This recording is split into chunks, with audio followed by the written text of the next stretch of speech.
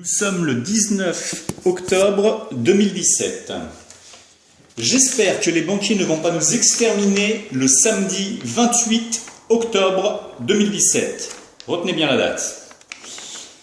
Sujet du jour, Dieu contrôle l'univers, mais c'est Satan qui contrôle la Terre. Il la contrôle via les banques centrales et en plaçant des hommes de Goldman Sachs au poste clé. Exemple, Mario Draghi ou les secrétaires au trésor américains, on appelait ça Government Sachs.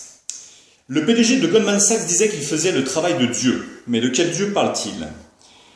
Sachant que Satan est le prince des menteurs, vous avez une inversion totale des valeurs. La guerre devient la démocratie, l'esclavagisme devient la liberté, et Obama obtient le prix Nobel de la paix. Alors, deux anecdotes.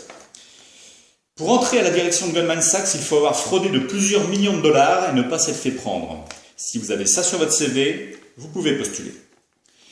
Deuxième anecdote, le grand-père Rothschild accrochait une étoile rouge au-dessus de sa porte. Cette étoile, c'est le logo que vous retrouvez sur le drapeau israélien. C'est la quintessence du chiffre 6. 6, 6, 6. Alors le but ultime de Satan, c'est de détruire la chrétienté. Les gros blocs de chrétienté, c'est les États-Unis, l'Europe et la Russie. États-Unis et Europe sont déjà sous le joug de Satan et la Russie est menacée de guerre. Alors la destruction de la chrétienté passe par des attentats, évidemment. Pour l'anniversaire des attentats de Charlie Hebdo, le journal a fait une une hallucinante. On y voit Dieu avec une kalachnikov dans le dos, et il est écrit « Un an après, l'assassin court toujours ». À qui appartient le journal? Fukushima a été provoqué artificiellement pour coller à la Bible, puisqu'il est dit dans la Bible qu'un tiers de la vie dans les océans doit mourir. Alors ce combat de Dieu contre Satan explique les églises brûlées, les prêtres égorgés, la vague de migrants, puisqu'ils veulent diluer l'Europe chrétienne par un afflux d'étrangers.